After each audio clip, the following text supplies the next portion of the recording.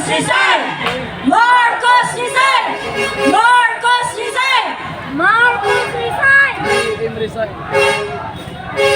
Marcos resign! Marcos resign! Marcos resign! Marcos resign! Meron pong matinding problema ang bansa natin ngayon. At sa dinami-dami ng ginagawa ng ating gobyerno, hindi nila makita kung ano yung solusyon. Siyempre, ang solusyon, tanggalin yung punot dulo ng problema dito sa bansang to. And that is, mag-resign na si Bongbong Marcos. Wala siyang silbi, wala siyang dulot na maganda sa bansa natin. At ang lahat ng nararanasan natin ngayon, lalong-lalo na ang katakot-takot na korupsyon, ay pwedeng mapigil sana ng ating presidente. Kaso wala siyang ginawa. Napakaraming reason kung bakit dapat ipanawagan natin na mag-step down na si Bongbong Marcos. Unang-una, hindi niya kayang maging presidente. Tama? Inutil si Bongbong Marcos. Yes!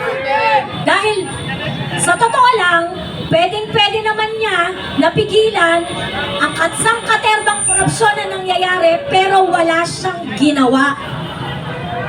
At dahil dito, hindi natin mapigil na pagkumparahin kung papaano ginawa ni dating Pangulong Duterte na resolbahin ang mga problema ng bayan na sinasabi nila ngayon na ang dami-dami daw kasalanan sa mundo. Lahat na lang ng kasalanan sa mundo, binabato sa mga Duterte.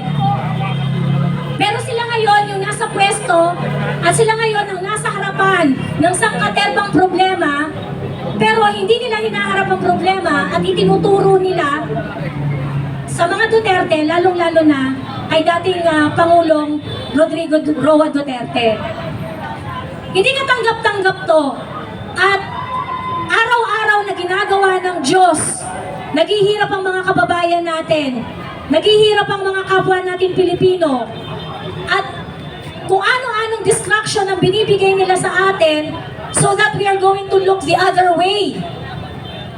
Dinidistract nila tayo sa mga investigasyon kulong, dinidistract nila tayo sa mga kung ano-ano nilang mga pasirkus para malito tayo at ang dami-dami nagpapalito sa ating isipan at nilalayo nila yung isipan natin sa totoong problema.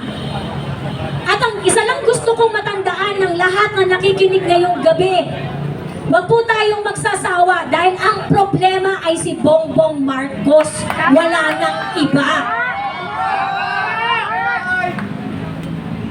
Kung ginawa ni Bongbong Marcos, kasi pinagkatiwalaan natin siya eh. Noong 2022, pinagkatiwalaan siya ng maraming Pilipino. Pagkakataon niya na to para baguhin ang nakasulat na ng mga sangkaterbang bagahe ng pamilyang Marcos. Opportunity ito na binigay sa kanya. Pero anong ginawa ni Bongbong Marcos? Yung ninakaw ng tatay niya ng 21 years, ginawa niya in 3 years. Tama! Walang kahihiyan. Garapal! Ang kaluluwa! Halang ang kaluluwa, correct? Garapal! Kaya dapat lang na siya ay pababain na. Nararapat lang na, itigil na, sir, hindi nyo na kaya eh. Alis na kayo dyan, tangina nyo. Diba? Huwag nyo nang patagalin to. Ngayon, ang challenge po sa atin na nakakakita ng totoong problema, hindi bayad ng CIA, hindi bayad ng NET, mga lahat na lang dito, nagpunta kayo dito out of your own volition. Sarili ninyong pera, pinamasahe nyo papunta dito, tama? Tama! Huwag tayong titigil kasi hindi naman sila titigil sa pangungurakot eh.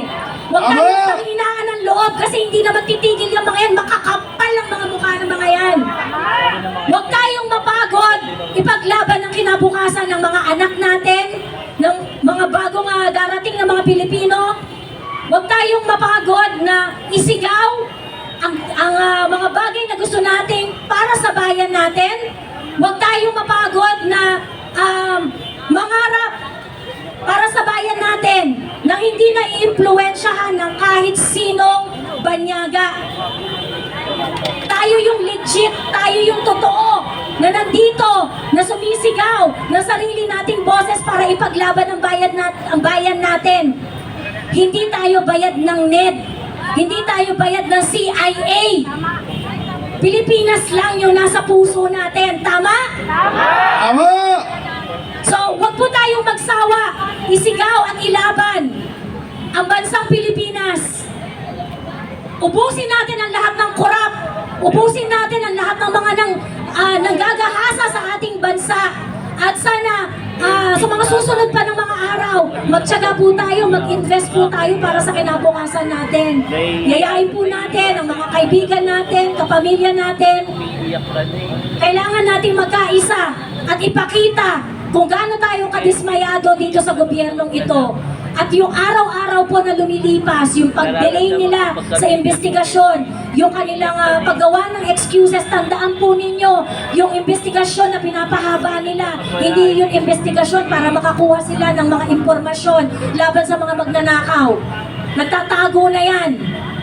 Yung mga ninanakaw nila, nililigpit na nila. Kaya mas maigting dapat ang panawagan natin. Habang pinapatagal po natin ito, lalo nilang naibabaon yung kanilang mga ninakaw, tinatago nila para hindi na natin makita. This is an urgent call. Dapat po, lumabas na po tayong lahat sa mga nakikinig dyan sa social media. Kailangan po natin kumilos na. Iparating po natin dito sa gobyernong ito, hindi na tayo masaya. Naghihirap na po ang mga kababayan natin. Hirap na ang mga Pilipino. Pro-Philippines ako. Hindi natin deserve ang ganitong klaseng gobyerno. Kailangan po i-address na natin to. Lumabas na po kayo at isigaw at ilaban ang kinabukasan ng ating bansa. Isigaw po natin at ipaalam po natin sa buong mundo na ito ang gusto natin. Marcos resign! Marcos resign! Marcos resign! Marcos resign! Maraming salamat po. Maraming salamat, Ma'am Joey Cruz. Palakpakan po natin mga kabayan.